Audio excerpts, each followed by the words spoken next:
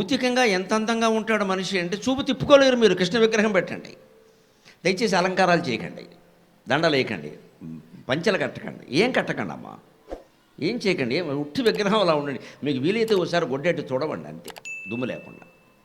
ఆ శిల్పి పంచె కట్టాడు, అక్కడ కృష్ణుడు చూడండి ఎంత అందంగా ఉన్నాడు. పంచె కట్టాడు, వేణువు పెట్టాడు, అన్నీ పెట్టాడు, మీరేం పెట్టక్కర్లేదు. మనకి పెద్ద జబ్బు ఏమిటంటే అదో అహంకారం, మనం ఏదో పెట్టాలి. ఈ మనం అనేది పోవడమే కృష్ణతత్వం. నువ్వేం పెట్టక్కర్లేదు అక్కడ. సో నేనేదో పెడుతున్నాను, నేనేదో పెట్టాలి, నాకేదో, ఈ నేను పోవడమే తత్వం. ఆ నేనుతోనే పట్టుకుని ఎడుస్తాం మనం ఇక్కడ. చూడ్డం తత్వం అండి. దర్శనం గమనించండి, వెంకటేశ్వర స్వామి దర్శనం, శ్రీశైలంలో దర్శనం. దర్శనం అంటే చూడడమే కదా. ఎంతసేపు చూశారు? శ్రీశైలంలో ఎక్కువసేపు చూడలేరు, తిరుపతిలో ఎక్కువసేపు చూడలేరు. మీ ఇంట్లో ఉన్న కృష్ణ విగ్రహాన్ని మిమ్మల్ని ఎవరు చూడొద్దు అంటారండి? పోలీసులు వస్తారా? ఎంతసేపు అయినా చూడొచ్చే, మనం చూడం, సరిపోతాం. మనకు ఆ బోర్డు పనులు ఉన్నాయి. కృష్ణుడే ఏమీ పని లేనివాడు, వాడు వేణువు వాడు పట్టుకుని కూర్చుంటాడు అక్కడ చెక్కబొమ్మ, మనం వెళ్ళిపోతాం బయటికి. ఈ మన ఒంట్లో ఉన్న విగ్రహాన్ని కూడా ఒక మానవుడుగానే, మన భర్తగానో, భార్యగానో, తల్లిగానో, తండ్రిగానో, మనవడుగానో, మనవరాలుగానో, నీ ఇష్టం ఏ బంధమైనా పెట్టుకో. శ్రీకృష్ణుడితో అయితే ఏ బంధమైనా ఇబ్బంది లేదు.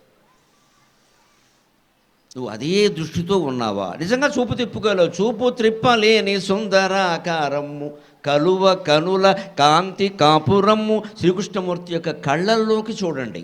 మిమ్మల్ని పిచ్చివాడు అనుకున్నా పర్వాలేదు, అలాగే దేవుడికే చూస్తూ ఉంటే ఇంట్లో వాళ్ళకు కూడా ఎలా ఉందంటే వీడేమైపోతాడో అనుకోని పర్వాలేదు. అయిపోవడమే కావాలి, ఏమైనా అయిపోవడమే కావాలి. ఎందుకు ఈ బతుకులేతే? అయిపోవడమే కావాలి. భగవంతుడు చూస్తూ ప్రాణాలు వదిలేసిన ఆ అదృష్టం ఎవరికి పట్టిందంటే బలరాముడికి పట్టిందమ్మా, బలరాముడికి పట్టింది. కృష్ణుడు నిర్యాణం చెందడం కోసం వెళ్ళాడు, బలరాముడు ఇంకా బతికే ఉన్నాడు అక్కడ. అంతకుముందే ఆయన అరణ్యాలకు వెళ్ళాడు, ఆయన ఆదిశేషుడు. ఆయన ముందు వెళ్ళి అక్కడ మొత్తం పక్క రెడీ చేసుకోవాలి. పక్క రెడీ కాకుండా ఈ నెల పడుకుంటాడు, యజమాని రావాలంటే ముందు బెడ్ రెడీ అవ్వాలి కదా. ఆయన ఆదిశేషుడు, పక్క రెడీ అవ్వాలి కదా. ఆయన వైకుంఠానికి వెళ్ళిపోదామని నిర్ణయించుకుని కృష్ణుడు వస్తున్నాడని తెలిసి ఆ చెట్టు కింద అలా కూర్చున్నాడు. కృష్ణుడు వెళ్ళి ఆయన్ని కలిశాడు. కృష్ణ, నా ఎదురుగా కూర్చో, నా ఎదురుగా కూర్చో అని కృష్ణుడు కళ్ళల్లోకి చూస్తూ ప్రాణం వదిలేశాడు బలరాముడు.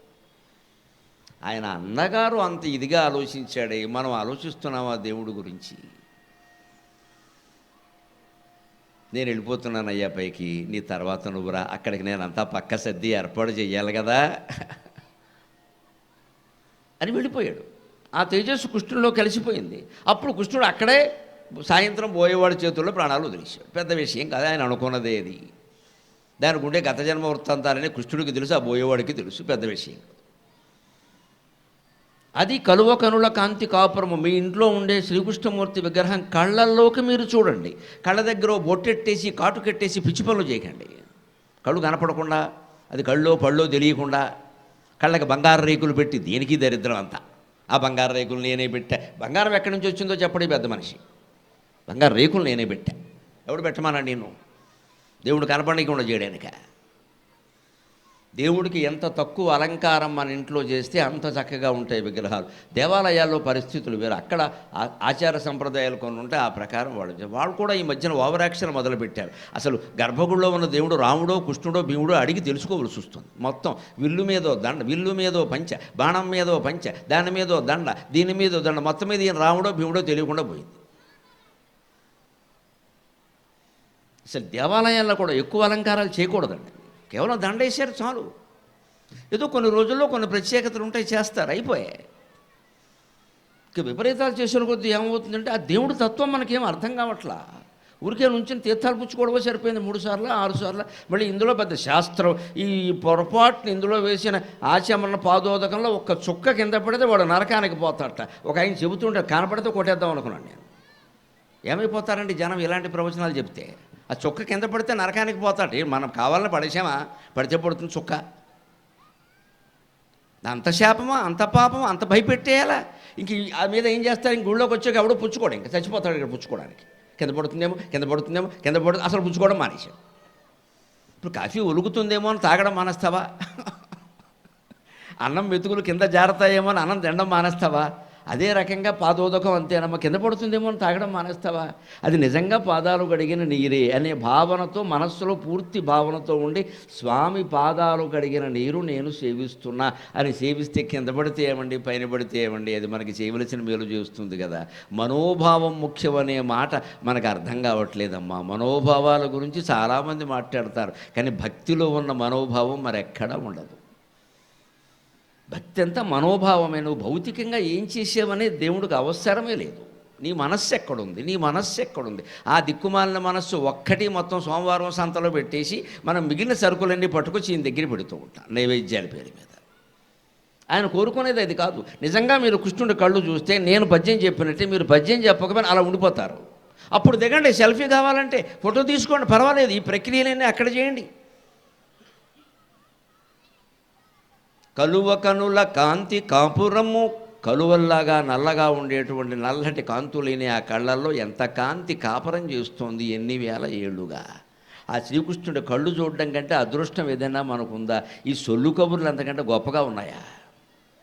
అంతేకాదు, ఒక్కసారి ఇంకా ఏదైనా వీడియో లాంటిది ఉంటే కృష్ణుడు అర్జునుడు రథాన్ని నడుపుతూ ఉంటాడు కదా, సరది ఎంట వేదముల సారము శౌరీ తదంగ్రి భక్తి చెన్నారెడు క్రీడిత రథి గుడవునట చిందము విల్లు తేరును వారువముల్ మరిం దివిజ వర్గము సంగిన వంట అస్త్ర విస్తార గురులు శివాదులట సంగరమందెవడా గజాలెడిన్. ఇది కృష్ణ సారథ్యం. ఆయన ఇలా సారథ్యం చేస్తూ ఉంటే కుండలాలు ఊగుతాయి. కుండలములు చాలు గుండెలూగగా చేయ.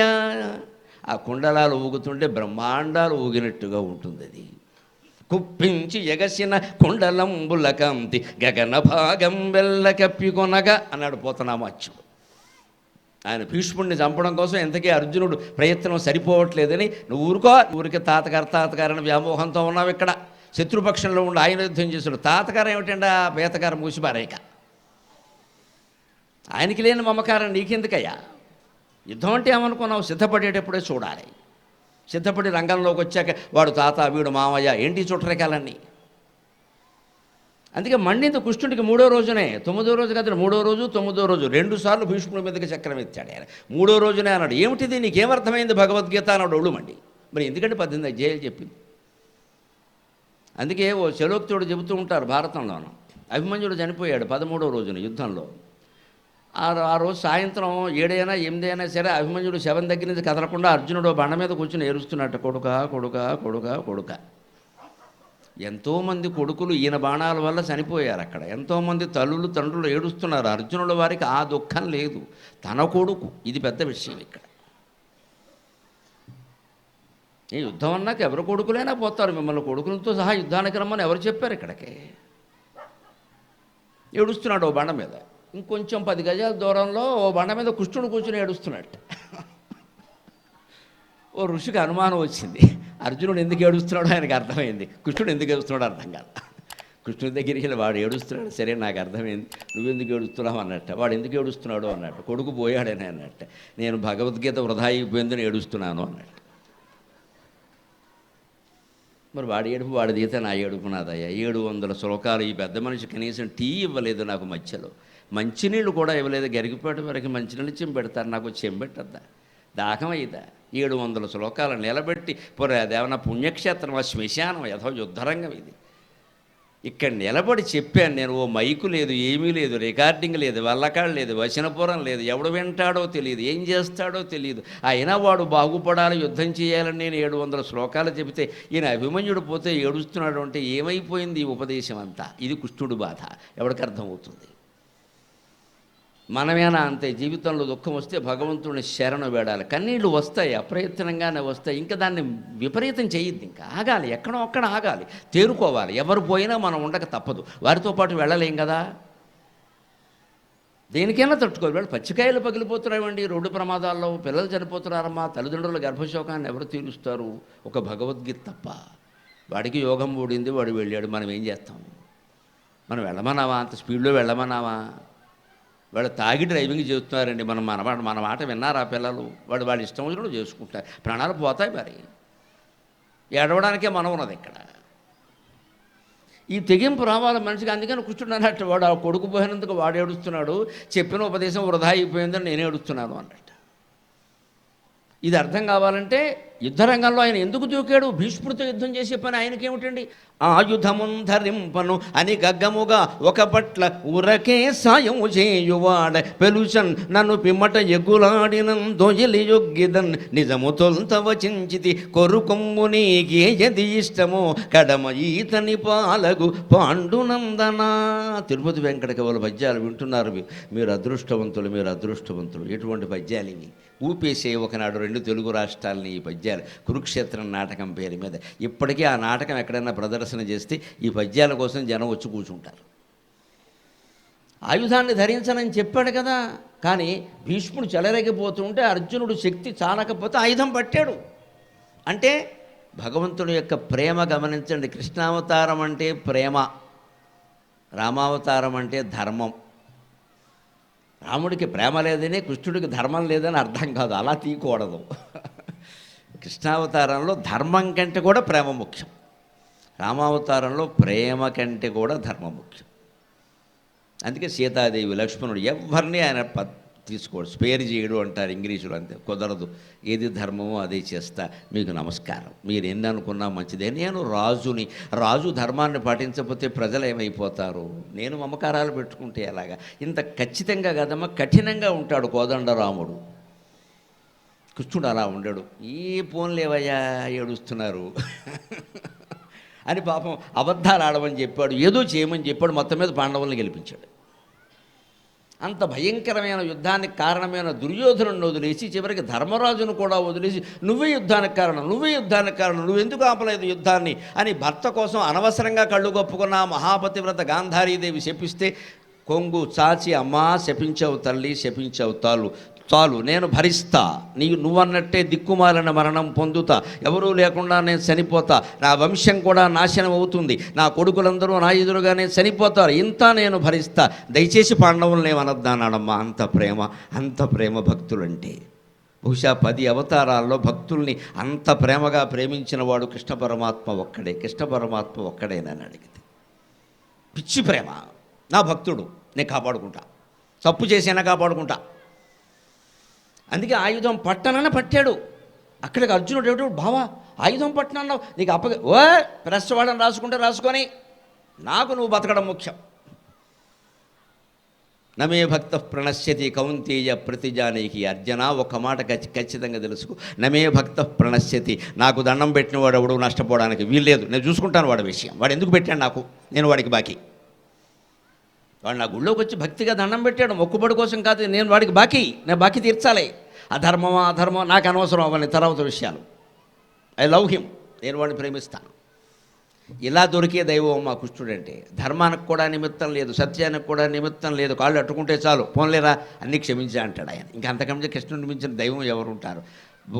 కృష్ణస్తు భగవాన్ స్వయం అన్నారు. అందుకని అటువంటి రథ సంచాలనం చేస్తూ ఉంటే కుండలములు చాలు గుండెలుగ గజేజ బండనమున కృష్ణ పార్థమూర్తి, బండనమున కృష్ణ పార్థమూర్తి. శ్రీకృష్ణుడు కేవలం ఈ రూపంలో మాత్రమే ఉండడు. మీరు గురువాయూరు వెళ్ళి చూడండి, కేరళ, అక్కడ వేరే రూపంలో ఉంటాడు. పాండురంగస్వామి ఆలయానికి వెళ్ళండి, కృష్ణుడే, వేరే దేవుడు కాదు. పాండురంగస్వామి ఏమి శివుడు కాదు, రాముడు కాదు, కృష్ణుడే. కానీ అక్కడ ఇలా ఉంటాడు, పరబ్రహ్మలింగం భజే పాండురంగం, పరబ్రహ్మలింగం భజే పాండురంగం, ఇలా ఉంటాడు ఆయన. ఇటక ముక్క మీద నిలబడి ఉంటాడు. ఇటక ముక్క, అది కూడా ముక్క, పూర్తి ఇటక కాదు. తాపీ మేస్త్రి ఎవరు దాన్ని ఇటకంటే ఒప్పుకోడు. అది ఇటక ఏమిటంటే సగం ఉందంటాడు. అంటే మధ్యలో చూడండి, మన గోడ కట్టేవాళ్ళు ఈ ముక్కలు ఉంటే పక్కన పెడతారు, ఎందుకంటే ఇటకల మధ్యలో ఖాళీ వస్తే అందులో పెడతారు దీన్ని. అలాంటి చిన్న ముక్క, ఎందుకంటే పుండరీకుడు ఆయన తండ్రి సేవ చేస్తున్నాడు, కృష్ణ భక్తుడు. హే కృష్ణ ముకుంద మురారే అని పాడుతున్నాడు అద్భుతంగా. ఆయన పాటలకి వశమై, ఆయన భక్తికి వశమే కృష్ణుడు పరిగెత్తుకుని వచ్చాడు, వైకుంఠం నుంచి పరిగెత్తుకుంటూ వచ్చాడు. ఇంటి ముందు నిలబడ్డాడు. పునరేక నేను వచ్చానన్నాడు. తండ్రి ఇంకా నిద్రపోలేదు. చూడండి ఏది గొప్పదో జీవితంలో. భగవత్ సేవ కంటే తండ్రి సేవే గొప్పది. అది మన శాస్త్రం చెబుతున్నమాట, మన పురాణ కథలు చెబుతున్నమాట. తండ్రి ఇంకా నిద్రపోలేదు. అందుకని కుష్ఠుడు అంతటి వాడు వచ్చి, నువ్వు పిలిచావు కదయ్యా, నీ పాటలకి సమ్మోహితుడినే నేను వచ్చాను అంటే, భగవాన్ క్షమించు, మా నాన్నగారు ఇంకా నిద్రపోలేదు, నేను వస్తాను ఒక పావుగంటలో అక్కడ నిలబడంటే, ఇక్కడ చూశాడు పాప, నిలబడడానికి ఏం లేదు, కుర్చీ, ఈయనకు వైకుంఠం అలవాటు కదా. క్షీరోదన్వత్ ప్రదేశే శిశుమణి విలసత్సైకతే మౌక్తికానాం మాలా క్లుప్తాసనస్తక స్ఫటికమణినిభైర్మౌక్తికైర్మండితంక శుభ్రైరభ్రైరదభ్రైరుపరివిరచితైర్ముక్తపీయూషవర్షై ఆనందీ నః పునీయాత్ అరినళిన గదా శంఖపాణిర్ముకుందక. అంతటి వైభవంతో ఉండే మనిషి ఇంటికి వచ్చి నిలబడితే, ఈయన ఏమీ లేదు, అలా ఎక్కడ నిలబడమంటావు అన్నట్టు అమాయకంగా చూస్తున్నా, ఆ ఎటక మొక్క ఉందిగా అక్కడ నిలబడమన్నాడు. ఇదండి భక్తుడు. మా నాన్న నిద్రపోలేదని నేను ఏం చేయమంటావు? ఇప్పుడు కాళ్ళు వదిలేసి నీ దగ్గరికి వచ్చానుకో, ఆయనకు దోమలు కొడతాయి, నిద్రలేస్తాడు ఆయన. వద్దు, నాకు తండ్రి సేవ ముఖ్యం. మొత్తం పురాణాల సారం నేను చెప్పింది తల్లిదండ్రుల సేవ. దయచేసి యువకులు గమనించండి. ఉద్యోగాలు, కెరీర్లు, అడ్వాన్సులు ఏదీ ముఖ్యం కాదు తల్లిదండ్రుల సేవ ముందు. అదొక్కటే ముఖ్యం. మొత్తం మన పురాణాలని ఇంతే. నచ్చినా నచ్చకపోయినా అంతే. నువ్వు ఏదైనా వదిలేయవలసిందే. ఇవాళ చచ్చిపోయాడంటే వచ్చే దిక్కు లేదండి. ఇవాళ సెలవు లేదు. రేపు పొద్దున్న యమధర్మరాజుకు కూడా సెలవు ఉండదు వాడిని తీసుకెళ్ళిపోవడానికి. యథవ సెలవు కాదు, ఉద్యోగమే వదిలేయాలి అవసరమైతే. తండ్రి కంటే ఎక్కువ, తల్లి కంటే ఎక్కువ. బతుకున్నప్పుడు సేవ చేయరు, పోయాక రారు. ఏవో కారణాలు, పాపం ఈ వృద్ధులు సర్దుకుని వాడిని అనుకునే ఉపయోగం లేండి, వాడి పరిస్థితి వాడిది. ఏంటి గోల? కురివెడ్డానికి కూడా లేకపోతే కొడుకెందుకమ్మా పని లేక ఇక్కడ? బతుకున్నంతకాలం ఏం చేస్తారో తెలియదా? కురివెడ్డానికి కూడా దగ్గర లేడా కొడుకా? దేనికి? ఆస్తులు పంచుకోవడానికా? ఇవాళ విచిత్రమైన తరం తయారై, మీ ఆస్తులు మాకు అక్కలేదు, మీరు మాకు అక్కలేదు, నమశివాయ. అబ్బా, ఎంత భక్తి జ్ఞాన వైరాగ్యాలు! అలా కూడా తయారయ్యారు. మీ ఆస్తులు మాకు అక్కల్లా, మీరు మాకు అక్కల్లా, మేము ఉన్న చోట మేము ఉంటాం, మీ పాటలు మీరు పడండి. ఇంక బంధాలు ఏమిటి? ఎందుకు అన్నట్టు? దీనికన్నిటికీ సమాధానం కృష్ణ చరిత్ర, పుండరీకుడి చరిత్ర. నా తండ్రి పాదసేవ చేస్తున్నాను నేను, నువ్వు దేవుడు అయితే నేనేం చేయలేను, దయచేసి అక్కడ నుంచో అంటే చూస్తే ఆ ఇటక మొక్క ఉందిగా నుంచో అంటే ఇటక మొక్క సగమే ఉంది, దాని మీద 2 పాదాలు పెట్టే చోటు లేక బ్యాలెన్స్ ఆపుకోవడం కోసం నడుము మీద చెయ్యేశాడమ్మా. అది పాండురంగస్వామి. పరం త్విష్టికాయం సమన్యస్తపాదం పరబ్రహ్మలింగం భజే పాండురంగం. పరం త్విష్టికాయం సమన్యస్తపాదం పరబ్రహ్మలింగం భజే పాండురంగం. అలా భక్తుడిచ్చిన ఇటక మొక్క మీద పడిపోతూ కూడా తన సమతుల్యత నిలబడడం కోసం నడుము మీద చేతులు వేసుకుని నిలబడిన పాండురంగ స్వామిని నేను ప్రార్థిస్తున్నాను అని పాండురంగాష్టకంలో శంకరాచార్య స్వామి చెబుతారు. ఆ ఇష్టికా శబ్దమే విఠల అయింది, విఠల పాండురంగ. సంస్కృతంలో ఇష్టిక అంటారు, తెలుగులో ఇటక అంటారు, హిందీలో ఇఠిక అంటారు. అదే విఠిక అయింది, అదే విఠల పాండురంగ అయింది. పాండురంగ విఠల అంటే ఇటుక. అంటే భక్తుడు కోసం భగవంతుడు ఎంత త్యాగానికి సిద్ధంగా ఉన్నట్టు. నువ్వు ఏమి ఇచ్చినా పర్వాలేదయ్యా, నువ్వు తినగా మిగిలిన ఆహారం ఉంటే పెట్టు, నేను తిని వెళ్ళిపోతాను, నాకు ఆకలిగా ఉంది, మళ్ళీ వండమని నేను చెప్పను. శబరి ఎంగిలి తినలేదా? ఎవరు ఏం పెడితే తినలేదా? ఆయన కన్నప్ప మాంసం పెడితే తినలేదా? అలాగని మనం ఎంగిలి మాంసాలు పెట్టమని కాదు, అక్కడ వీలైనంత వరకు శ్రద్ధగానే చేద్దాం. అశ్రద్ధ జరిగిన పెద్ద విషయం కాదు, మనస్సు ప్రధానం. భక్తులు ఎప్పుడు మనస్సు ప్రధానం, దయచేసి గమనించండి. శుభకార్యాల్లో మనస్సు ప్రధానం, పితృకార్యాల్లో శాస్త్రం ప్రధానం. నేను మనస్సు పెట్టాను భక్తిగా చేశానంటే కుదరదు. పితృకార్యాలు చేసేటప్పుడు బ్రాహ్మణులు, పురోహితులు ఏం పెట్టమంటే అదే పెట్టాలి. దర్భ అంటే దర్భే, దర్భ బదులు దానిమ్మకాయ పెడితే కుదరదు అక్కడ. అది శాస్త్రం, అది సైన్స్ అండ్ టెక్నాలజీ, అది శాస్త్రం. పితృకార్యాలు చేసేటప్పుడు మీరు ఏం పెట్టాలంటే అది పెట్టాల్సిందే. అక్కడ మనస్సు కూడా ఉండాలి, మనస్సుతో పాటుగా ఇవన్నీ చేయాలి.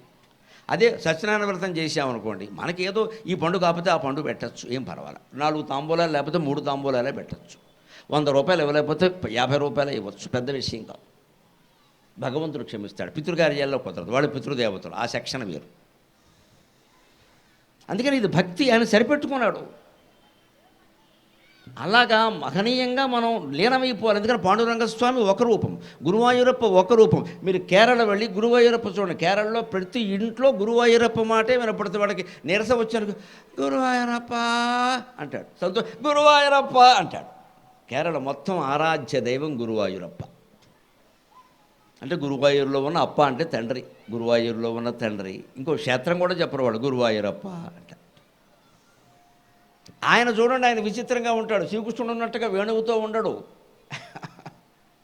తామర తూడు పట్టుకుని ఉంటాడు. ఇలాగ వేలాడుతూ ఉంటుంది చేతిలో. తామర పువ్వు పైకి కనిపిస్తే కింద తామర తూడు ఉంటుంది. ఈ చేతిలో గద ఉంటుంది గురువాయూరప్పకి. ఆ క్షేత్రం దర్శించిన ఓయ్ బాబు ఎన్ని రూపాలయ్యా నీకు అనుకున్నాను నేను. ఇదో తామరతోడు పట్టుకుని ఉంటాడు. కింద తామరతోడు వేలాడుతూ ఉంటుంది, పద్మం ఉంటుంది చేతిలో. ఇక్కడేమో గద ఉంటుంది, ఇక్కడ శంఖచక్రాలు ఉంటాయి. నాకు అప్పుడు అనిపించింది, ఎందుకు ఈ తామరతోడు ధరించావు, ఎందుకు ఈ గద ధరించావు, ఎందుకు ఈ శంఖచక్రాలు ధరించావు? తామరతోడు జన్మముల తంపరలన్ విదలింపదాల్చెను. తామరతోడు జన్మముల తంపరలన్ విదలింపదాల్చెను. భీమ మహాయుధమ్మునను భీతిల చేయునో పాపకర్మలన్. భీమ మహాయుధమ్మునను భీతిల చేయునో పాపకర్మలన్. ప్రేమ విచక్షణములన లీలగదాల్చను శంఖచక్రముల్. ప్రేమ విచక్షణములన లీలగదాల్చను శంఖచక్రముల్. స్వామిను తింతు గోపకుల బాలునిగా. స్వామిను తింతు గోపకుల బాలుడనై గురువాయూరప్పను. స్వామిను తింతు గోపకుల బాలుడనై గురువాయూరప్పను. ఈ దేవుణ్ణి ప్రార్థిస్తున్నామో ఆ దేవుడైపోయే ప్రయత్నం మనం చెయ్యాలి. అది భక్తి అంటే. రామో భూత్వా రామం భజేత్, రుద్రో భూత్వా నా రుద్రో రుద్రమర్చయేత్, నా విష్ణుమర్చయేత్. శాస్త్రం చెబుతున్నమాట. రాముడు కానివాడు రాముడిని పూజ చెయ్యలేడు, విష్ణువు కానివాడు విష్ణువుని పూజించలేడు, రుద్రుడు కానివాడు రుద్రుణ్ణి పూజించలేడు. మనం అలా అయిపోతేనే అదే పూజ. పూజకి అంతిమ పరమార్థం ఏమిటంటే పూజించేవాడు పూజ తీసుకునేవాడు ఇద్దరు ఒకటైపోవడమే అర్థం. అది అవ్వాలి అంటే స్వామి కృష్ణుడిని పూజించాలంటే మనం కూడా గోపబాలుల్లో ఒకడు అవ్వాలి. కనీసం కృష్ణుడు కాకపోయినా నీతో పాటు ఆడుకునేటువంటి గోపబాలుల్లో నేను ఒకడినయ్యా, నీ స్నేహితుల్లో నేను ఒకడిని అంటే వెంటనే దారా నువ్వు నేను కబడ్డీ ఆడుకుందామంటే. అందుకే నాకు పద్యం చెప్పాలనిపిస్తుంది. నేను కూడా ఒక గోప బాలకుడనై స్వామిను తింతు గోపకుల బాలుడనై గురువాయూరప్పను.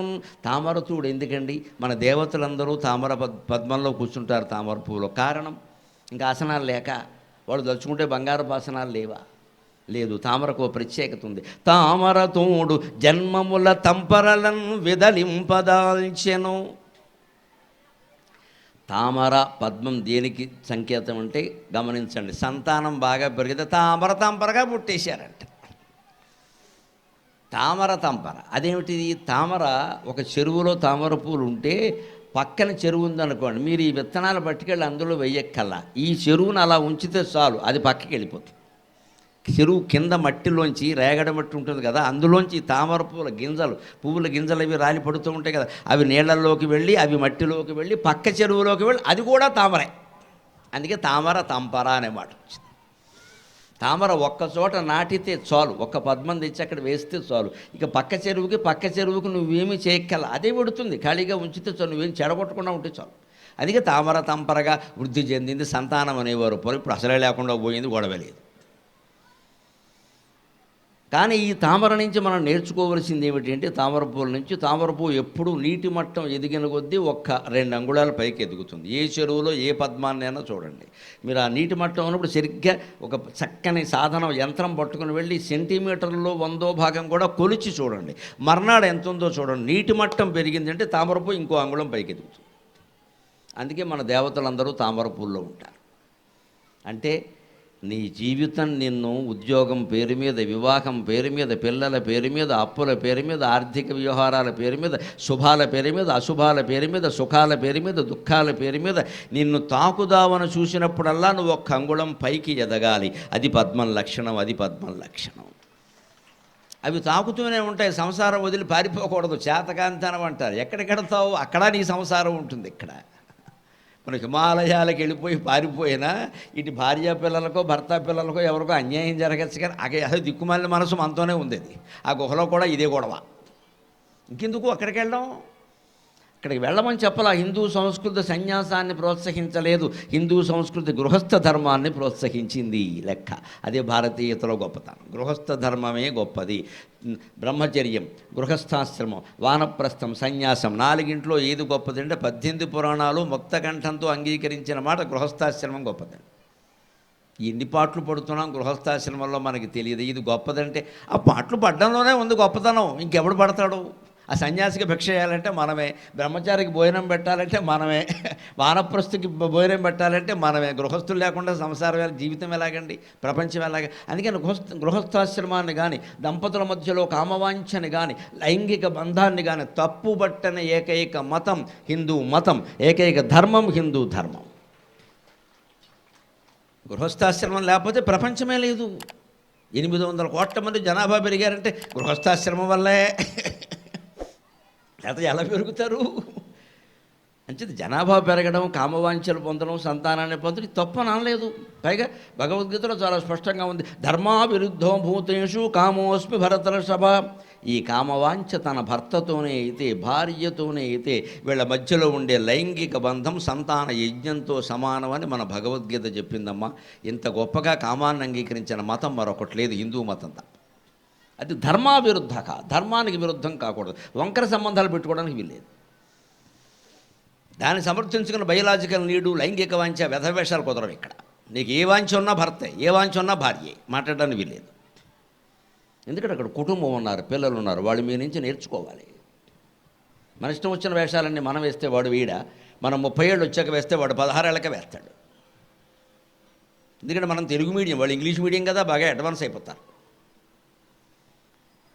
పిల్లలు బాగా జాగ్రత్తగా ఉండాలి, ముందు తల్లిదండ్రులు జాగ్రత్తగా ఉండాలి. వీరిద్దరూ ఇంటికి రాగానే ఎవరు ఫోన్ వారు పట్టుకుని, పిల్లలు మాత్రం ఫోన్ చూడొద్దని చెప్పానా, ఫోన్ చూడొద్దని చెప్పాను, వాడు పైకి అనడగా నిన్ను కూడా చూడొద్దని చెప్పానా అనుకుంటాడు వాడు లోపల. మన ఫోన్ మన వదలనప్పుడు వాడిని వదలమనడానికి మనకెక్కడదండి అధికారం. ముందు పెద్దాళ్ళే పట్టు కూర్చుంటున్నారు ఇక్కడ. 3 కారులో ఇందాక వస్తూ చూసాం, కారులో 3 ఉన్నారు. ఇప్పుడు చూసి చెబుతోంది నాకు, చూడండి ఎలా ఉందో. ఏం చేస్తాం అన్నాను. 3 ఫోన్లే, ఆ 3 మాట్లాడుకోవచ్చుగా. ఒకడు మాట్లాడుకోవాలన్నా పక్కన ఫోన్లో మెసేజ్ పెడతారు ఇక్కడ, వాళ్ళు ఏదో పెడతారు ఇక్కడ. దరిద్రం అంటారు. ఉండి దరిద్రం అంటే ఇదే. మాట్లాడుకోవచ్చు కదా, కారులో ప్రయాణం చేస్తున్నాం కదా, మాట్లాడుకోవచ్చు కదా. పోనీ ఇంతకంటే గొప్ప పని అయినా ఫోన్లో చేద్దాం, ఏమి లేదు, యథవసోళ్ళు సోది తప్ప. ఎక్కడికి వెడుతున్నా ఇక్కడికే, అది కూడా పూర్తిగా చెప్పరు. మళ్ళీ ఇక్కడికంటే ఎక్కడికి, ఇదో మాట ఇక్కడ. దీనికోసం ఇంత పొడుగు ఫోన్లో ఏదో చెప్పలు వేసుకుని ఇక్కడ చేతుల్లో. కాసేపు మనసు విప్పు మాట్లాడుకోవచ్చు కదా, పోనీ డ్రైవర్తోనే 2 మాటలు మాట్లాడచ్చు కదా, ఏదో కాలక్షేపం. నీకు ఎంతమంది పిల్లలరా, ఏం చదువుతున్నారంటే వాడు సంతోషిస్తాడు, మా గురించి అడుగుతున్నారన్నీ యజమాను అని. ఏమీ లేదండి, ఎవడు ప్రపంచం వాడిది. ఇదే జన్మ పరంపర, ఇది తామర తంపర. మనం పైకి ఎదగలేకపోతున్నాం, ఇంకా మునిగిపోతున్నాం ఇక్కడ. మునిగిపోవడం విషయంలో సుఖానికి దుఃఖానికి తేడా లేదండి, దయచేసి గమనిద్దాం. సుఖంలో మనం మునిగిపోతాం, దుఃఖం మనల్ని ముంచేస్తుంది, అందుకని మునగడం ఖాయం. సుఖం వచ్చినప్పుడు మనం అందులో మునిగిపోతాం ఒళ్ళు తెలియకుండా. ఏదో మన సుఖానికి ఏమక్కర్లేదు. ఇంకా పెద్ద 3 స్టార్ హోటల్కి వెళ్ళి రెస్టారెంట్కి వెడితే సార్ హౌ టేస్టీ అని వీడు ఇందులో ఫోన్లో పెడతాడు, ఈ దరిద్ర మాంసం పొక్కనే. అవతల వాడు ఒకడు వావ్ అంటాడు, వీడు బ్రేవ్ అంటాడు. ఇక్కడ వాడు బిల్లు పట్టుకురా కానీ బాబో అంటాడు. ఇప్పుడు ఏంటి ఇదే సుఖమా? ఏదో మాంసం ముక్కలు తినడం, డ్యాన్స్ కొట్టడం, దాన్ని ఎవడికో పెట్టడం, బావు అనడం, వేవ్ అనడం, ఇదంటే మన సుఖం ఇక్కడ. అంతే, అందులో మునిగిపోయాం మనం. సమస్యది అందులో మునిగిపోయాం. ఈ ఏదో కడ్డీ మొక్క తినడం సుఖం అనుకుంటున్నావు నువ్వు ఇక్కడ. అంటే సుఖం మనల్ని ముంచేస్తుంది. సుఖంలో మనం మునిగిపోతాం కావాలని. దుఃఖం ఏం చేస్తుంది? మనల్ని ముంచేస్తుంది, నువ్వు వద్దన్నా సరే. మొత్తం మీద సుఖ దుఃఖాలు 2 సమానమైన వేదాంతులు ఎందుకు చెబుతారంటే, ఏదైనా మునగడమే కదా, నీ అంతటి నువ్వు మునిగినా అదొచ్చి నిన్ను ముంచిన. ఏదో అరిటాకు ముళ్ళు సామెత చెబుతారే, అలాగే అరిటాకు మీద ముళ్ళు పడినా, ముళ్ళు మీద అరిటాకు పడినా అరిటాకే నష్టం అని. అంచేత నీకు సుఖం వచ్చినా దుఃఖం వచ్చినా నష్టం నీకే.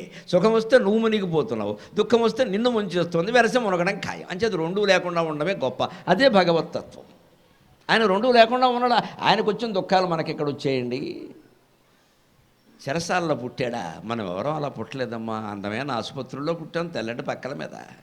లేకపోతే తాతగారింటో పుట్టాం. పుట్టగానే తల్లిదండ్రులకు దూరం అయ్యాడా? మనం 20 ఏళ్ళైనా దూరం అవ్వలేదు, హాయిగా ఉన్నాం. మళ్ళీ ఎలా పెంచారు? అలా పుట్టగానే దూరం అయ్యాడా? పైగా దూరం చేయమని ఆయనే చెప్పాడు. ఇంకో తల్లి దగ్గర పెరుగుతాడా? అదో పెద్ద మాయ. ఆవిడ కొడుకు అనుకుంటోంది కాదని ఈయనకి తెలుసు, ఆవిడకి చెప్పడం. పోనీ అలా చివరి వరకు చెప్పకుండా ఉన్నాడా? కుంతి కర్ణుడి గురించి చెప్పినట్టుగా చెప్పకుండా ఉన్నాడా? 16 ఏళ్ళు వచ్చాక చెప్పాడు. కొంపలు అంటుకున్నాయి అక్కడ. ఎంత నాటకం ఆడాల్సి వచ్చింది. ఆయన ఎక్కడ సుఖపడ్డాడండి? ఈ క్షణంలో కృష్ణుడు సుఖపడింది నాకు భాగవతంలో కనపడలా.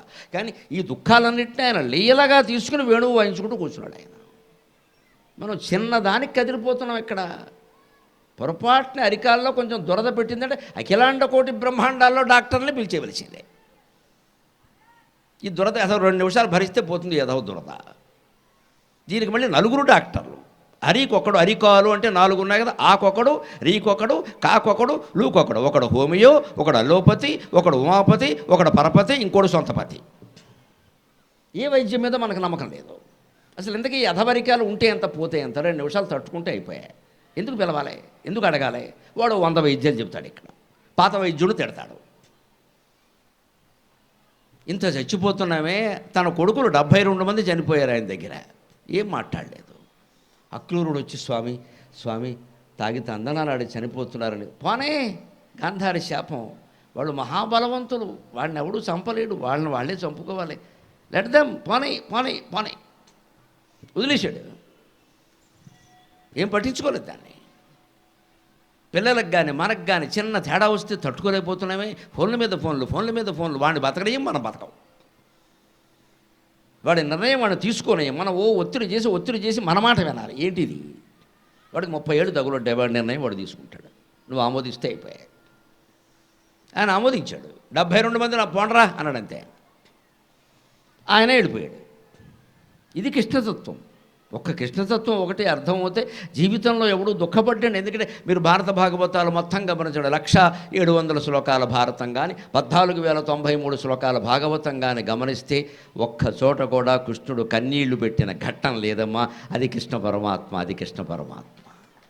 ఒక్క చోట కూడా ఆయన భరించిన దుఃఖాలు మరెవడూ భరించారు. ఒక్క చోట కూడా కంటి నుంచి ఒక్క అశ్రు బిందువు రాలేదు ఆయనకి. రాముడికి వచ్చింది కానీ ఆయనకి రాలేదు.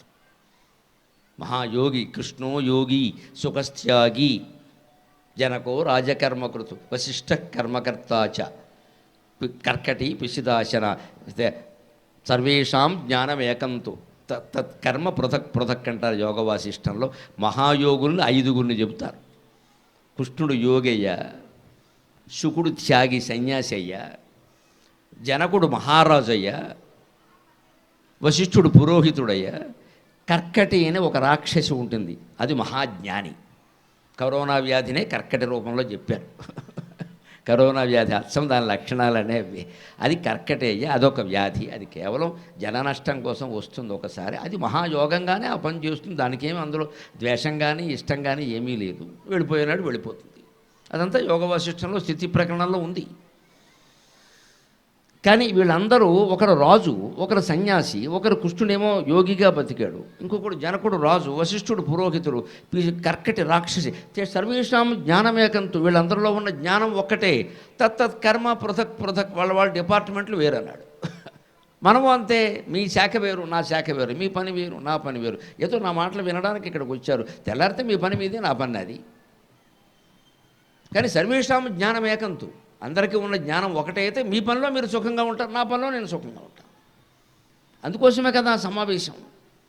అది తెలుసుకోవాలి.